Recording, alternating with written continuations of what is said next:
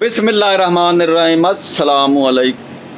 तमाम अहले इस्लाम को मेरी तरफ से ईद मुबारक। ईद 2023 अप्रैल 22 ईद मुबारक।